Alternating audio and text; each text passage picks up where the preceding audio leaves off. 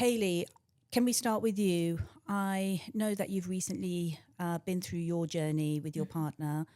Do you want to tell us a bit more about what that entailed and how you managed some of the challenges? Yeah, sure. So my partner and I did reciprocal IVF. So we took my eggs, fertilised them with a donor and put an embryo back into my partner who then was going to carry. And, you know, you kind of, as a same-sex couple, have to learn a lot as you go along because no one ever teaches you how to do any of this stuff. And obviously there's a lot of cost and time involved, and we spent a lot of time picking our donor and, you know, all the different things that we wanted. It kind of the journey starts with obviously having tests to see how, you know, your egg quality is, all these kind of different things. And we both took that journey to kind of also preserve our fertility at the time. So back last year, I did a round of sort of egg retrieval, which is, any woman that's gone through it, it's hideous. It's not fun. So what does that actually entail? So for those people out there who don't know much about IVF and the process, just talk us through stage by stage. Once you and Mel decided that's how you want to move forward, the next step was egg retrieval. What does that mean? So the problem with IVF is a lot of it is undetermined in terms of timing. It goes around your cycle. So you kind of guess when you want to start, and then you wait for nature to kind of tell you that, you know, this is day 1 of my period, you log it, and then you tend to go in 2 days later to have your first scan. And then at that point, you start that medication cycle. So I think it starts off that you take 1 or 2 injections a day, and then and then you're increasing it. You're in the clinic every other day having scans to see how your body's reacting to those medications. And how long typically do those scans take? If you're going to take time off work, how long would you need to be away? They probably half an hour, I'd imagine, half an hour. But the problem is you don't get to normally always dictate the time. It's obviously when the clinic is available. Also the location of your clinic, how that is in conjunction with your work. And obviously there's 2 of you part of the process, so you're having to juggle a lot in terms of your body, people's diaries, things like that. So we started that process. It starts off with sort of a couple injections a day. And in terms of just to kind of paint a picture for people what's happening internally as a woman, you know, your ovaries are usually the size of a grape, and during that kind of it was 10 days for me I was taking medication for. Your ovaries go from the size of a grape to an orange. So in terms of like how uncomfortable that is, like also, you know, our clinic was in London and, you know, we live in Kent. So we was having to do that travelling as well to come into our clinic. And also I think someone told me that you take on the same amount of hormones as someone that's 6 months pregnant in a 10-day period. So that's intense. So your body's going through a lot. Your hormones are going through a lot. That's going back to it. 2 injections a day. Yes, it started off as 2 a day, and then it goes up to 3. And then what happens is when your clinic will say to you, okay, we think your ovaries are at the optimum amount of they call that you have follicles that grow, and then hopefully within those follicles you'll have eggs that can be collected.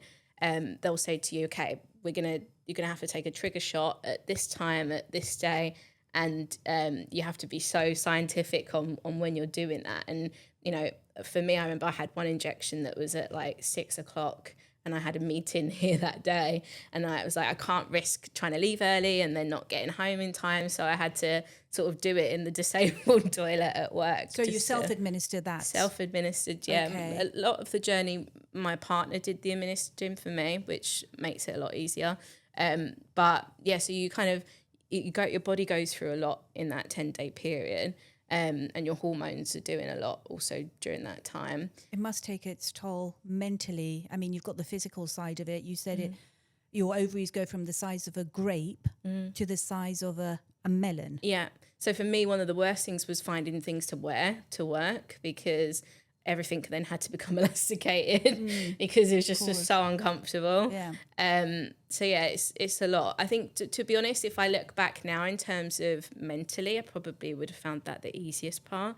I think it's after you have your egg retrieval that actually the mental part really comes in, and it's the hardest part of the journey for me. Probably Ben can come in on that point because... Yeah. So obviously I'm coming at it from a male perspective, but I think for anyone that knows me inside of work or outside of work, I'm not an unemotional person.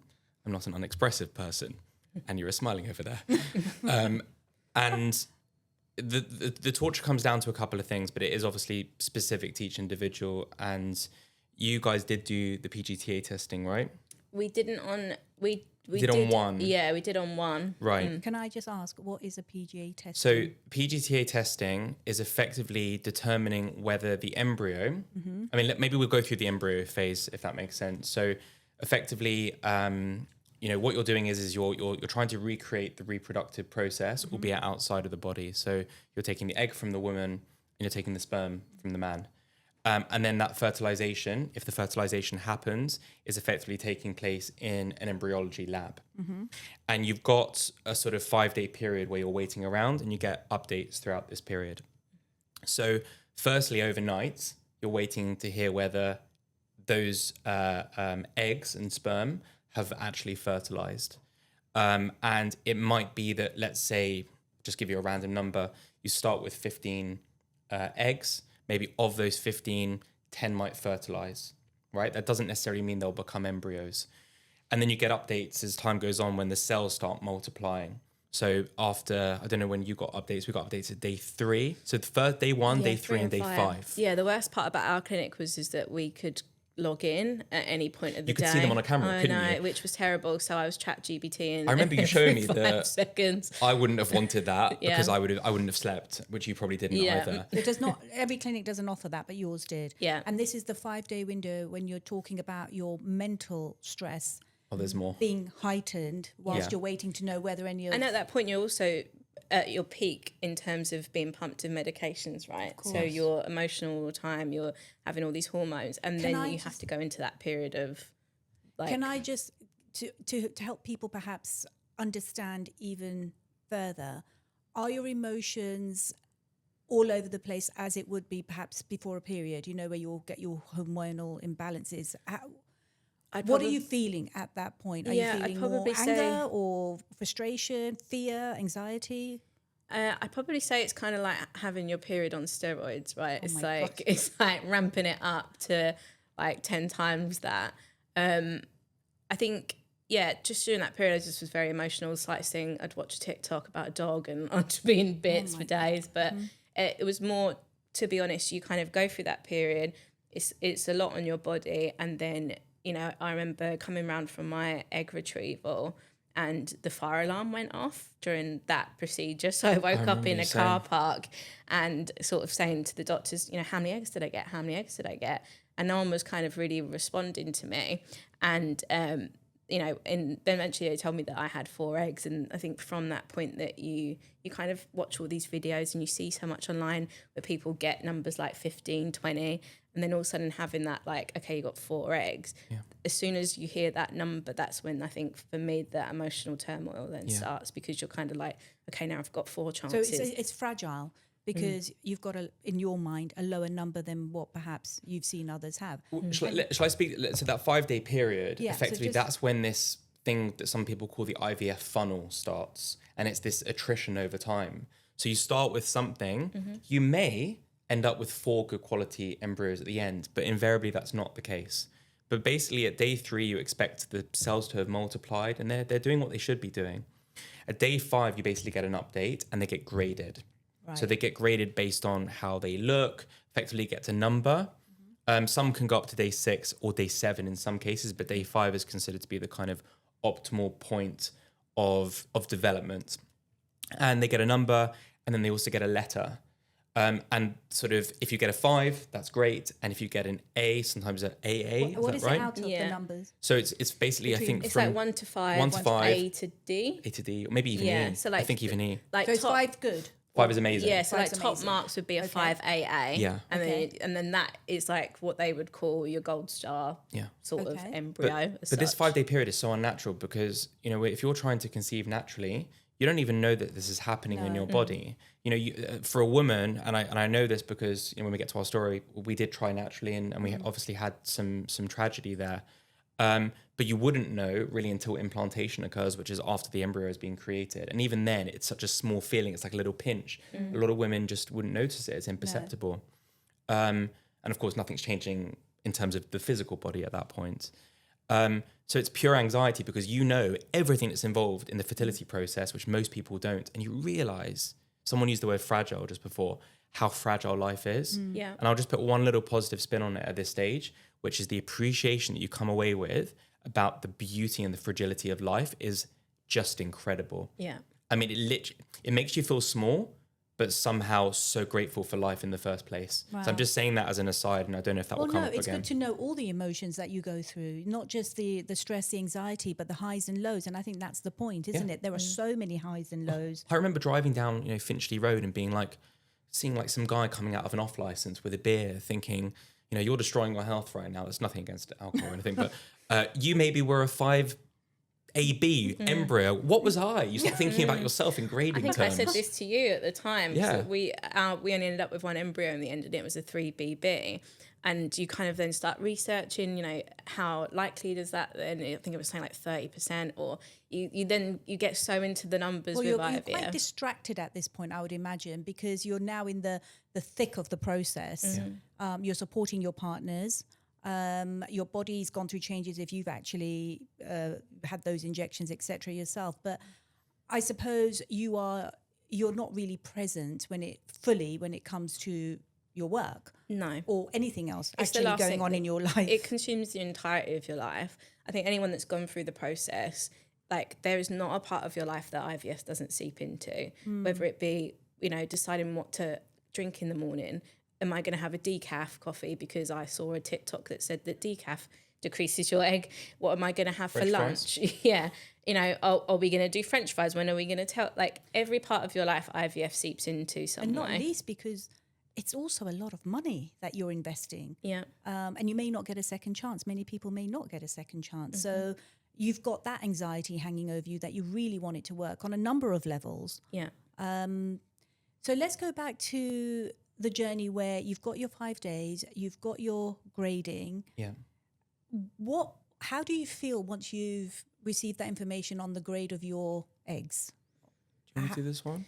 Yeah, I think so. For just speaking to sort of my journey, I ended up with 4 eggs, only one fertilized correctly out of the 4, and there was one that they were kind of hoping might sort of turn around, and then we ended up with our one embryo at the end, and then another embryo that looked like it could have been normal, so we had to have that sent off to be tested. And then it came back that embryo wasn't normal, so we just had the one in the end. The one. So you're sort of getting all of these updates. And what grade was that? You said it was It was a 3BB. 3BB. So for what does us, that mean? Is that like it may or may not work? Is that yeah, very, I think it was something like, remembering what ChatGPT told me at the time, it was like it had a 20% chance of becoming a pregnancy, something like that. Wow. So yeah, so that we sort of ended up with our little 3BB, and you kind of then all of a sudden, you know, because but before that happened, my partner went through the process, because in our grand scheme of naivety of how it was going to work, that we both froze our eggs, we picked one donor, we both went through the process of freezing our eggs.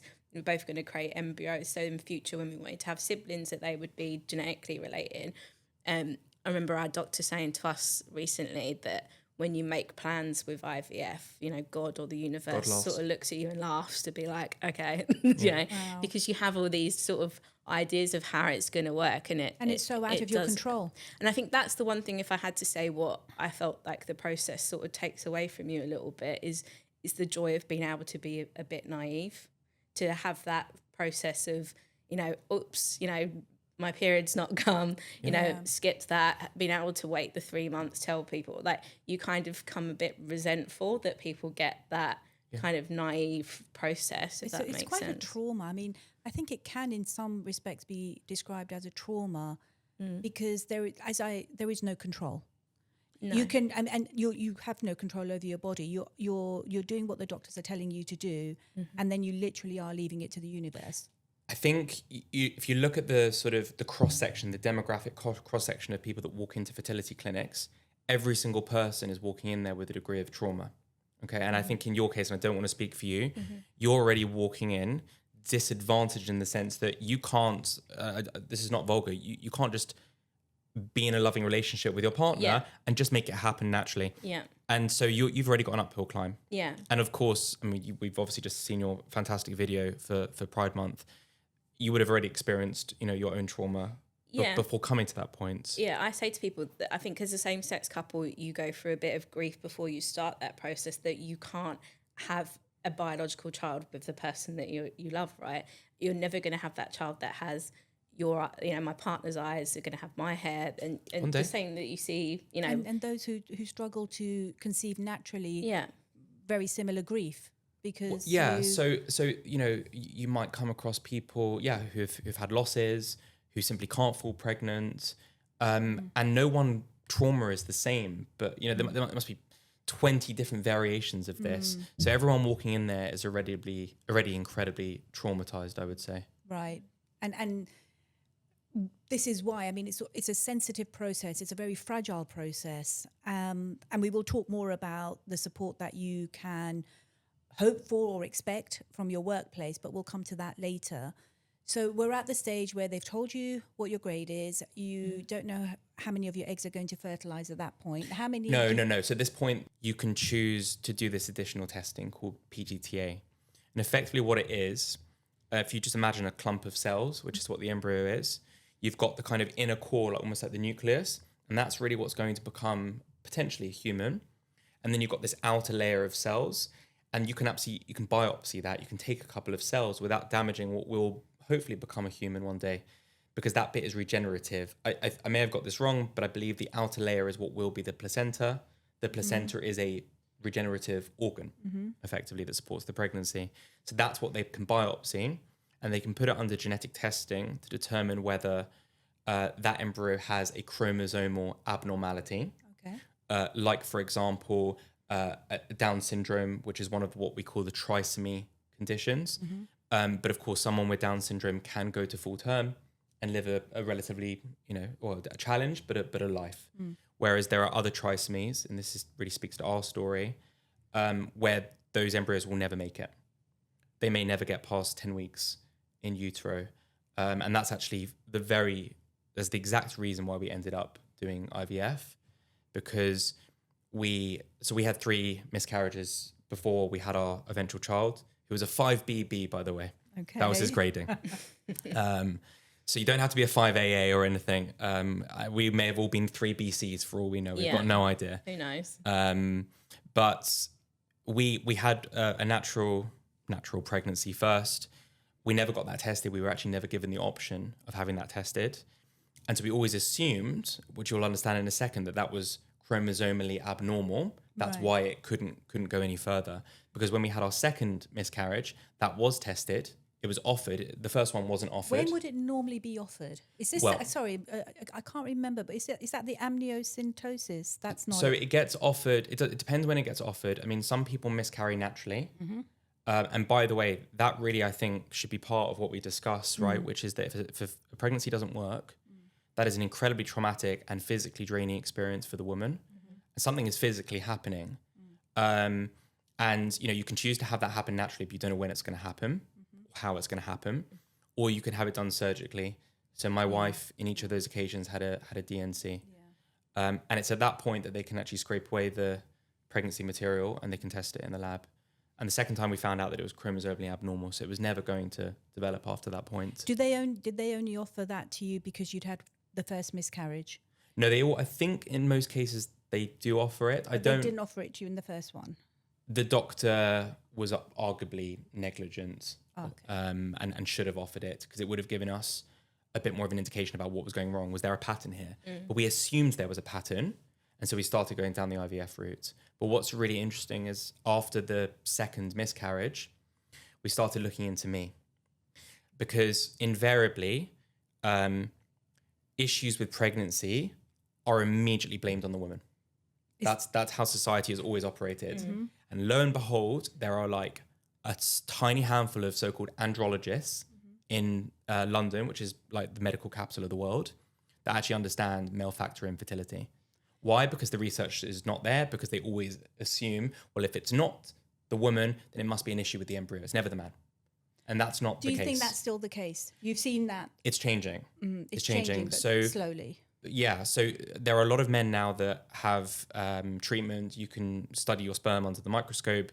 With me, they found this thing called DNA fragmentation, which is effectively where so if you imagine you've got the sperm and it's got the head, and the head is where all the genetic material is, and then it's got a tail and it swims. And they always look at things like sperm count, morphology, and motility, which you would have looked at with your donor, I assume. But if the DNA is fragmented, which they can determine, then its chance of contributing to a miscarriage in the embryo is actually very high. Right. And so that's something that is now being looked at more and more. So that's why we were so obsessed with doing PGTA, because at least that way, if I had been the contributing factor to chromosomally abnormal embryos, then maybe we could fix it, because number one, we could do all these different methods to find the best sperm, but then we could fuse them in the lab and we could send them off for testing. And then if they were chromosomally normal, we would know that it was all good. So this was like a selective method. So the PGTA is an investigation on the chromosomes. Yeah. And that happened in your case as well. Yeah, I think we had a little bit of like naivety around the PGTA. I think in our brains it was more to do with things like Down syndrome and things like that. And our kind of view on it was whatever's meant to be will be with it. It wasn't really till we were in that process that I think after we had kind of we had one that didn't fertilise correctly, and they said if you send it off and it comes back normal, we can use it. So it was like, fine, we'll do it. I think now in hindsight, knowing more about PGTA and actually what it means, I would have had both of our embryos tested. Right. But so what we did is we tested both. One wasn't normal, and then I had the other one that wasn't tested, and that was the one that we eventually transferred. And then we ended up having what was called a chemical pregnancy, where my partner got pregnant for about 3 days, and you can see the HCG start rising, and then all of a sudden it just drops after the again. 10 days? After the 10 days. That's the pregnancy hormone, which you Right. can detect in Yeah. the blood. Yeah. So that's so- after the 10 days. Okay. Yeah, so she was pregnant for a very short period, and then obviously because it probably was chromosomally not normal, it sort of didn't get past the first couple of weeks sort of thing. So that's kind of what happened in our sort of story. But I think now knowing what I do know, I think I would PGTA. But also you got to remember, each test is like, for us it was £750 per embryo. So sometimes it's not a case of not knowing. It's kind of like, can I afford it? You know, if you've got 4, then when Mel, my partner, did her round, we ended up with 6 embryos. So imagine paying 6 times Yeah, of £750. course. You know, Yeah, you're it's already financially strained going through it anyway. So there's so many factors that you're having to consider. And it's... Sorry, Dipti. No, I was just going to say, so at that point when you found out that Mel was pregnant, you're overjoyed. But then 3 days later, you would call it a miscarriage? Yeah, I think they call it that earlier chemical pregnancy because that's just the terminology. I think that's something that's not spoken about a lot is like embryo loss. Like even when our second embryo, we had the testing come back and it said it wasn't normal.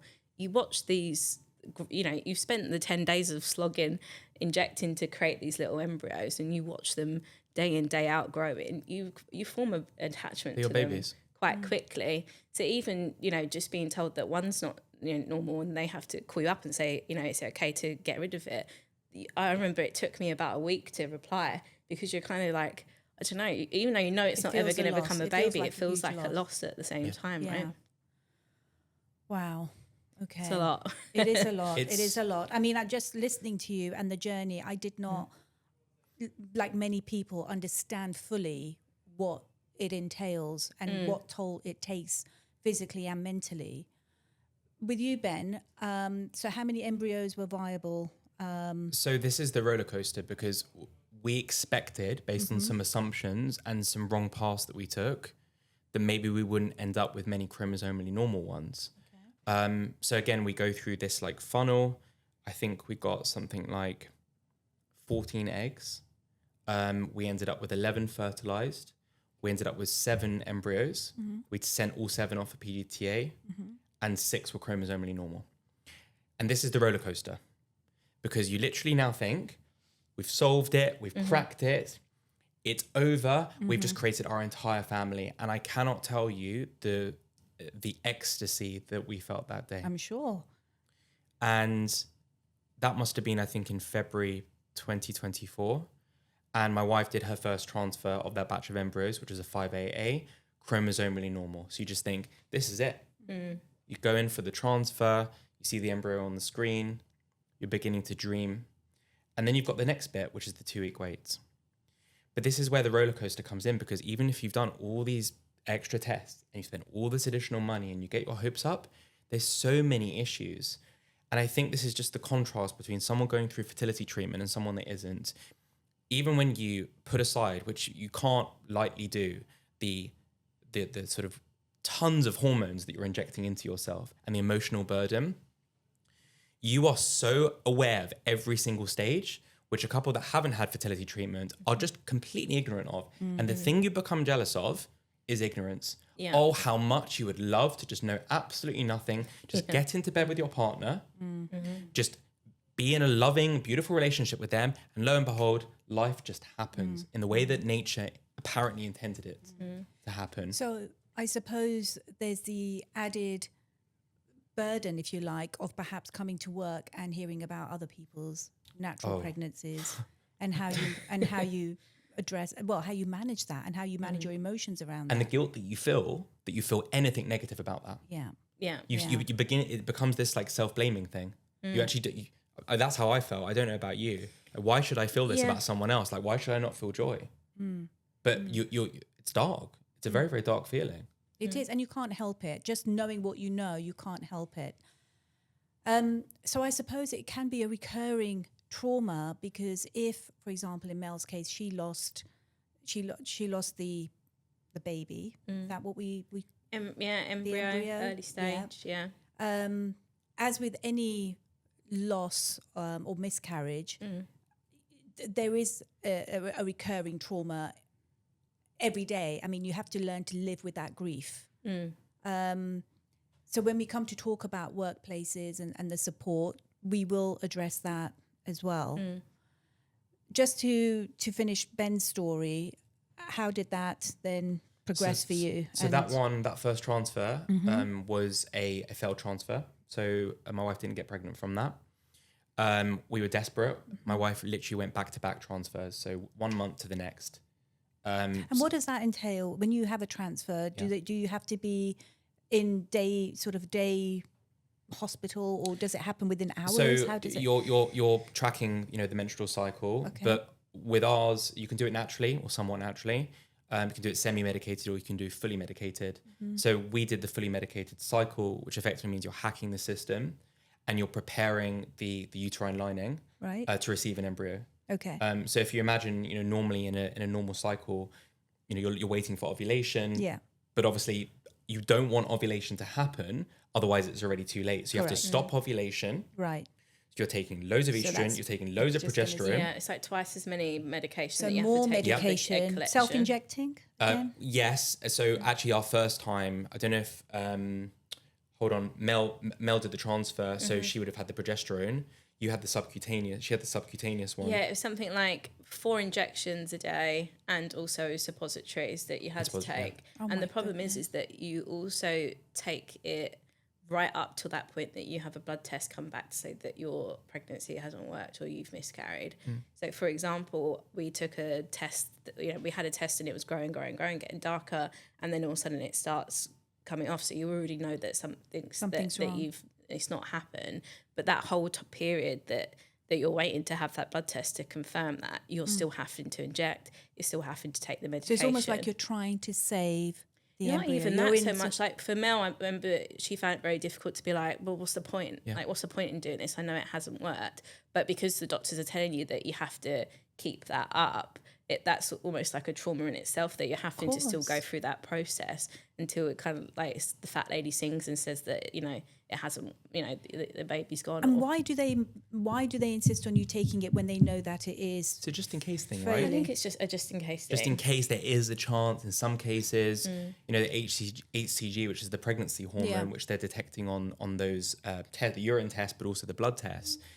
Sometimes it can be off to a slow start. And if there's a 2% chance that it might do its thing, then they're going to try it. But this needle, I had to inject it into muscle in my Right. wife. It's like a thick oil that effectively became like rock hard. She Gosh. couldn't even sit down properly. Right. And we knew we were losing that first one. This is the set on the second transfer. This is our third miscarriage, second transfer. And I'm still stabbing her Oh my goodness. in the bum area. That's where you do it. And it's just tears every single night, as you can imagine. And I'm the one that has to administer this. So it just sounds so stressful, such an anxious time. And even when you're the partner not in receipt of the physical sort of injections, you are living through it every minute with your partner, with your wife, your girlfriend. I think there's a little bit of guilt around that. I don't know whether you had that, Ben, but like obviously, you know, when it doesn't work out, you have your partner that's going through the physical process, that almost you feel like you have to be that person that kind of is a bit stronger or a bit like has to see them through that. But also at your own time, you're going through your own loss, right? And you have to kind of remain that kind of steady. And who do you talk to about exactly. it? Because actually, like, you know, in a lot of cases, if it's not your partner, maybe you'd go to your parents. But your parents conceived of you naturally, I assume, right? I was conceived naturally. My parents might feel my pain, but they don't really understand it. So I don't even know who to talk to right now. And much of the time, you may not have even shared your journey until you know it's all confirmed and it's happening.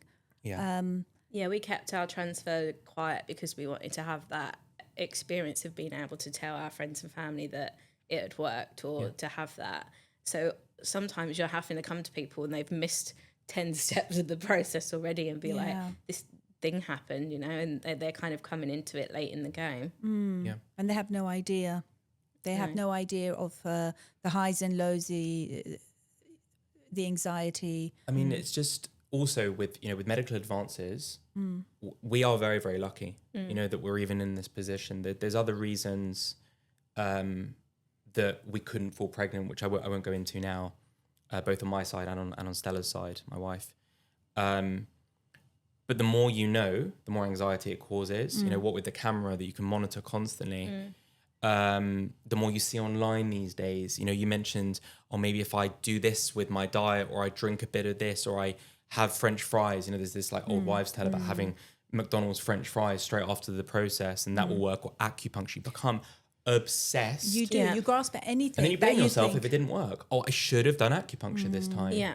Or I had a cheeky vape at the Christmas party, and I was like, What "Is is that vape? Yeah, it was the vape that did it." No, and I think that social media, I mean, in a lot of respects, it can help with information, but it's also, it can just get you spiraling, especially after you suffer a loss, and you still get, the way social media works, you'll still get pop-ups of adverts and sort of pregnancy, maternity things, and all these things that can actually trigger you. Yeah, and look, being able to afford IVF is a privilege, right? A lot of people are in the NHS system of, I think for straight couples, it's 12 months of trying, and then you get put on a list. And I think it depends very much on where you live based on your access to that care.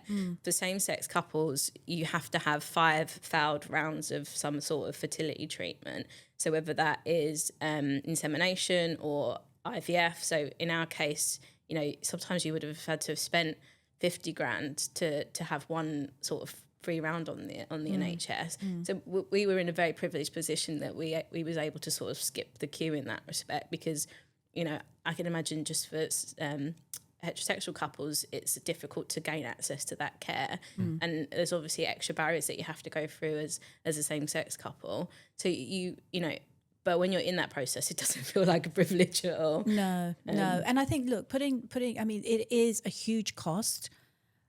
Putting that aside, just listening to both your stories about the impact it has physically, mentally, the grief, the trauma, the uncertainty, we come to think about, well, this is a hidden journey most of the time. But I suppose there has to be some explanation to your work, to your managers, to explain your absences. And as you mentioned, Hayley, earlier, that these are so unpredictable. It's when the clinic calls you and says you need to come in. And it could be when you've got an important meeting in the diary. How do you explain that? You might do it once, you might do it twice, and you might get away with that until you are called in perhaps and said, well, look, you're having an awful lot of absences and last minute cancellations and, non-appearances. What's going on? So I suppose it brings us to the question of, do you have to let your workplace know? And if you do, I mean, that is your choice. There is no, there is no mandatory requirement for you to let your workplace know. But if you're going to have that much time off work and it's going to be unpredictable as to your attendances, perhaps your mood swings, perhaps your physical symptoms that may lead you to being off sick, if you were to disclose that you're embarking on this journey to your employer, what support would you value, or what response would you appreciate on that journey? And I know, Ben, you're going to talk a bit about how your experience was here. So shall we start with that? Yeah, I mean, I have to start by saying I think my experience here was very, very privileged because, I think maybe as a partner, you're a bit more in control of your time and you're not really working set hours. That obviously means you're working over the weekend a lot of the time, but you make it up. There's a level of flexibility that you have in your role as partner. Yeah, well, there's trust throughout the firm, but in the end of it, just being blunt here, you're judged by your numbers. Right, that's and how you go about that, how you get from A to B, is up to you. Right, there's no magic formula that works for everyone. Dipti's nodding, agreeing with that one. So it was very easy for me to be relatively flexible. Yes, I had to let clients know. I was never going to tell them where I was going. Okay, so when you say you had to let your clients know, yes, you didn't share that. Okay, so I told certain partners, and I also told my team. Because one thing we have to realize is in the end of it, we're human and there'll be days where we're feeling really good. I'm talking about in ordinary circumstances. There'll be days where we're really positive. There'll be days where we're in a mood, right? We don't need to disclose why we're in a mood every single day. We may not even know why we're in a bad mood on some days. But something like this, how can I not tell my team? Because there might be a day where I am just so depressed, genuinely depressed. I don't want them to think that I'm upset at them. Because I'm not in the slightest. I don't want them to think, they're in this environment where they've got to walk on eggshells around me. Like, there's something legitimate that I'm going through. I'd rather they know, because actually, whether they're going through a fertility crisis or not, I actually really want them to know that it's really okay to just come here, and however you're feeling today, that's fine. You don't need to put a mask on. You're spending most of your waking life here. However you are today is absolutely fine. If you've got an issue and you want to talk to me about it, that's fine. If you don't want to talk to me about it, don't talk to me about it. But fertility or not, I've always wanted to make it very clear, you bring yourself to work, because there is nothing more suffocating than being someone else for the whole day. When you're going through something as all-encompassing as this, I think it is just such a weight that you've got to carry. But yeah, I was also lucky that the clinic was just down the road. My wife would often go there on her own, and then I would meet her, but I went to every single appointment. Okay. So your team, you had the understanding of your team in terms of your absences, perhaps your moods on any particular day. And it's great, Ben, that you're so open and you feel it quite natural, and you're very transparent about your journey, about what you were going through. Not many people would feel the same as you. Many people may want to keep it private because they don't want to talk about it, or they don't want the sympathy or whatever emotions that might be received towards them. How do you feel, and I'm going to talk to you, Hayley, about your experience, but how do you think those employees could best manage telling their employers? What are the sort of boundaries that they might be able to discuss as to how this should be shared or communicated in any given circumstance? I think my starting point was to think that people weren't comfortable talking about this subject. Okay. Of all my clients, maybe it's because we do private wealth and we're talking about wills and passing down to children, we end up finding out how sometimes children have been created. And I've actually found that no one is resistant to talking about this. They just don't know who is open to talking about it. And maybe I've felt the need to talk about it because I am a heart on my sleeve kind of person. But I think what that's done is it's opened up some really beautiful relationships with my colleagues. There are other people at this firm who can talk in their own time, who have been through various infertility treatments and experiences, some tragic experiences. And I've spoken to many clients about it, and I've become very close to those clients on a personal level as a result of this. So I have not felt, I don't know about you, Hayley, that anyone has been closed off to it. When my little boy was eventually born. What's his name? His name's Isaac. Isaac. FYI, he's called Isaac because of the biblical story of Abraham and Sarah. Not to get into a Old Testament class, but Sarah fell pregnant at the age of 90 when her womb was apparently closed. And so the idea there was to sort of speak to and connect with the story of a miracle of a child that was not expected. Fantastic. Against the natural odds, against the natural order. So we always felt that our baby was a miracle, and that's why we called him Isaac. But I think just by talking about it, when I put a post out on LinkedIn, the number of people that connected to me and said, I cannot tell you, even though right now we don't have hope in our own stories, knowing that this is what you went through and you had a child, I cannot tell you how much hope it's given. And they didn't have anyone to talk to. Right. So I don't know what the answer is around workplace policy. Well, I just know that if you talk about it, if you're comfortable, and if you're not, it's fine. But if you are, people will come to you because they really want to connect. It's such a lonely experience, this. Yeah, definitely. And I think my sort of first couple of weeks of working here, you had just had your son. So like that was kind of my first introduction to the firm, really, was, you know, it being talked about. Well, so, Ben being so open, when you embarked on your journey, did that influence you in 100%. I think I felt that I could, tell my manager that was the process that I was going through, and it felt like not a thing. Or were you afraid of you obviously, you said this happened very early on when you joined, so you haven't fully sort of formed an opinion of their sort of character or temperament or anything. Were you afraid of what response you might get? Look, I think I was in a privileged position that I knew that I wasn't going to be the one carrying. I think that maybe if I was the one that was going to carry, my feeling might have been different, because I think there is a stigma around women in general and maternity leave, and that kind of like, are they going to go off for 9 months? Like, how's that going to work? I think that a lot of my comfortableness around it was that it was going to be a short-term thing and it wasn't going to be a problem. Now knowing the firm, I don't feel that way. But I think there are a lot of women that do feel that way, right? Do you think, if I can take you back to that first conversation you had, you just mentioned, I knew it was going to be a short-term thing and I wasn't carrying. Did that form a large part of your narrative when you did disclose that you were starting on that journey, almost as, it's all going to be fine, I'm not carrying and it's only short-term? No, I don't think so. I think for me, it felt, even before I worked here, I knew of the firm before, so maybe I was a bit privileged that I had an understanding of some of the people that worked here. Okay. I think that the environment feels like a safe place, and it felt like it didn't feel like it would be an issue.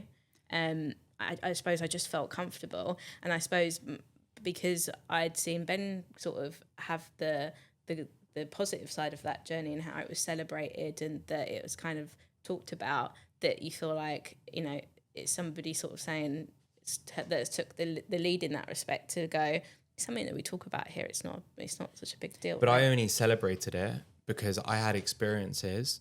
I mean, I'll give you one very specific example. There was a time where I was just talking to David Quastels, who's our managing partner, about other work stuff in the old office in the large boardroom. And I just broke. I just started crying my eyes out because I just got to the point. I mean, it may have been like weeks after one of our losses, but I just couldn't.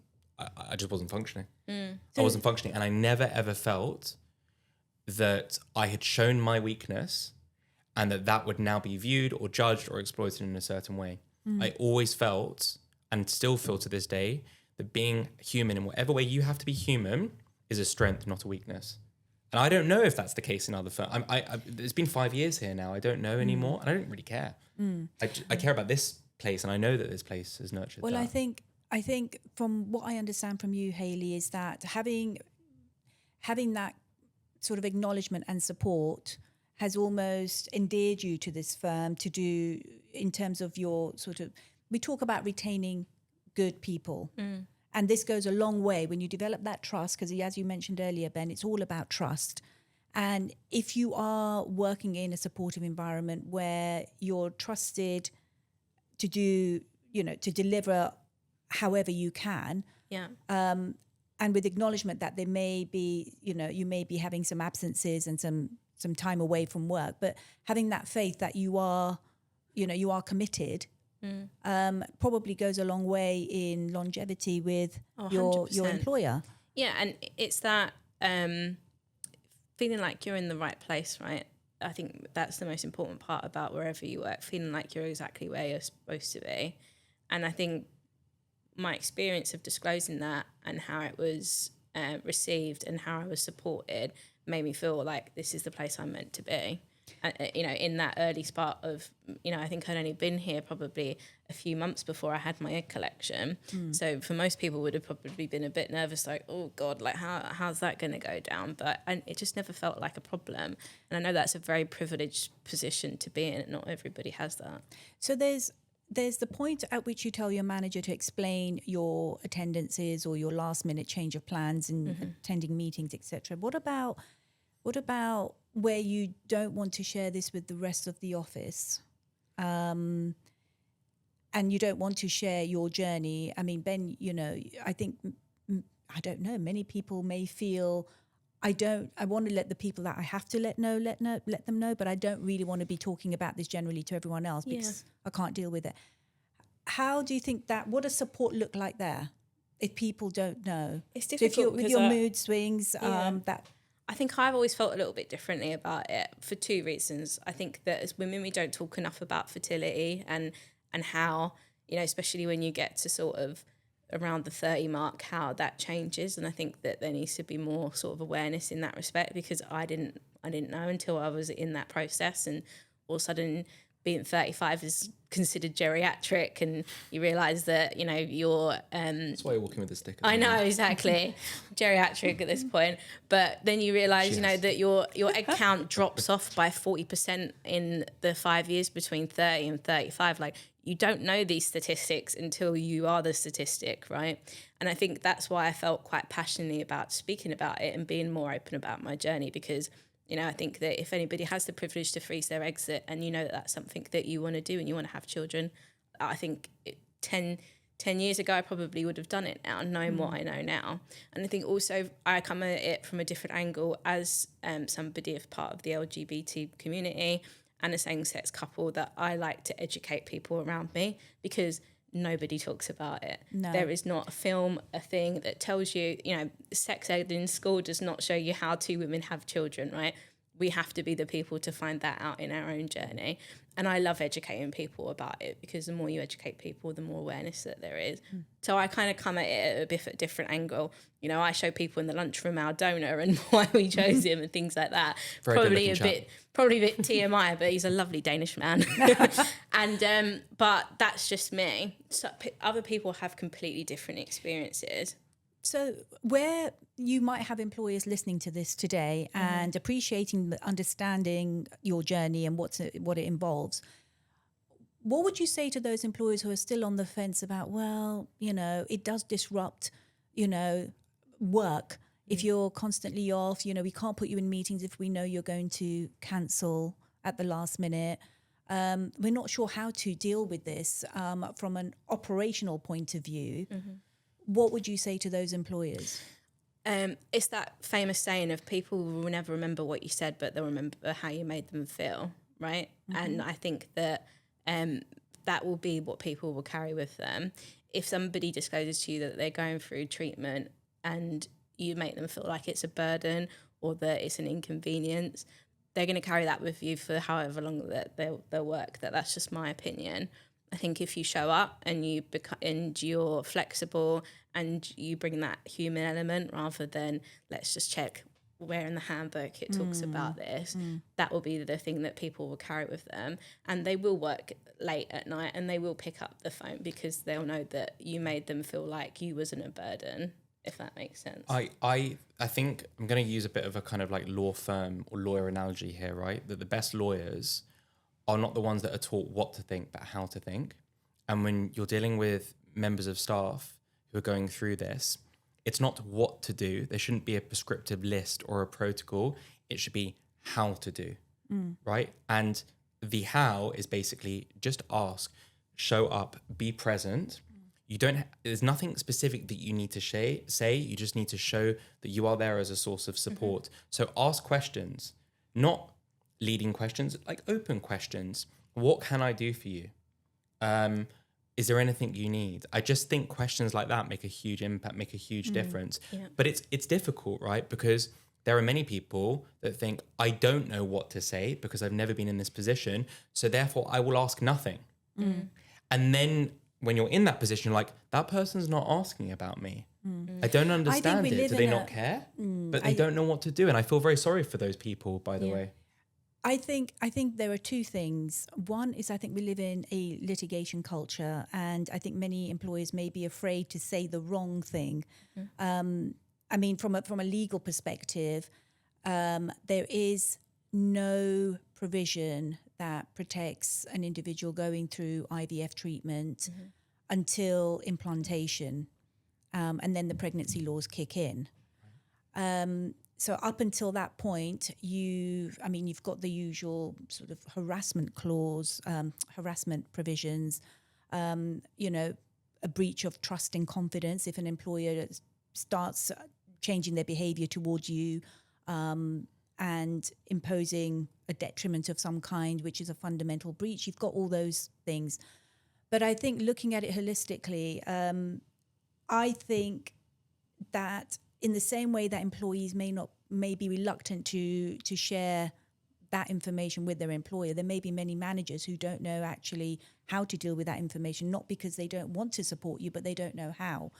So perhaps what we should be saying to employers is, think about these things in advance and perhaps talk with your HR or consider having you have a flexible working policy, but perhaps having a fertility policy that talks about or acknowledges that there may be ad hoc changes to your attendance at work because you're undergoing treatment, you suddenly need to attend a clinic, or you might be just having physical symptoms from the treatment itself, you might be having mental health issues. How is that going to be addressed when it is associated with your fertility treatment? And perhaps thinking about these things in advance rather than kind of, as and when it happens with any individual, might support employees to know where they stand, but also consistency of practice, so that fear of I've got this wrong or this is going to end up in a claim of some sort is then removed. I don't know if you agree with this, Hayley, but the problem with having maybe a set way of doing things, I agree there needs to be some sort of policy, but there could be one day, like you come in on a Monday, I need to talk about it today. Could be a day like a Tuesday, the next day, you don't want to talk about it. Right. And it's a bit of a roller coaster emotionally. Like some days you want something, some days you don't want something. Some days you're more positive, some days you're really negative. I don't even know from an employment law perspective, I'll just disclose something. Like when you found out, your news, you and Mel, I obviously realized that you were not in a good place that day. I remember we went into another room and like my instinct as a human, because I also understand what they're going through, was to just literally wrap my arms around you and give you a hug. We had a little hug. But I asked you if I could hug you. I said, can I give you a hug? And I don't even know, by the way, if that was right. I think it was. You can tell me. Yeah. You can say. But even with that, it's like, was I wrong there? Because maybe you said yes because you felt like you were compelled to say yes to a hug, right? Yeah. And it's so hard because it's like such a human experience. But we're in a corporate workplace. Each day you can feel differently about what you need, what you want, how you could be best treated. I don't know how the best way of navigating that. I'm not sure. Sorry, Hayley. I was just going to say, for me, when I went through that process, I remember speaking to David in his office and him just very much being like with me, whatever you need, tell me. If you want time, take time. If you don't, for me, I was like, I just want to get into work and I don't want to think about it. And that's my way of dealing with it. But other people are different. But the fact that I felt like I had that option, it felt like a weight was lifted off of me. Well, isn't the answer, again, we always go back to communication. Perhaps setting this could be a very early conversation when that information is shared about the journey. How would you like me to deal or you know, ask how you are on any given day? You know that we're here to talk. I mean, many managers don't feel comfortable. So another option employers might think about is perhaps in a similar way where many workplaces have a mental health champion or a mental health first aider, in the same way having perhaps what I might call a pastoral manager or somebody neutral who the individual could go to, who is trained to deal with these things more empathetically, who is trained to understand the sort of roller coaster of emotions. And that perhaps can be an intermediary between the manager and the individual on certain aspects, perhaps not all. Some things you may feel comfortable sharing with the manager, some things you may feel going to somebody completely independent because you don't want to be or feel, rightly or wrongly, or whether it actually happens, judged. So there are a number of ways, but these are conversations that will then get employers to a place that, you know, to develop something that works for them and their workplace. But I think the important thing is it shows a commitment to understanding these human journeys that people are going through. Many people are having children much later in life. You know, some are freezing their eggs and deciding, you know, to go on that journey later. Some, you know, are put in that position out of their control. So these are conversations that are necessary. And I hugely appreciate both of you sharing your experiences. It can't have been easy, Hayley, and I wish you all the best going forward. But I think it's been hugely insightful, so thank you both. Thank you. Very much.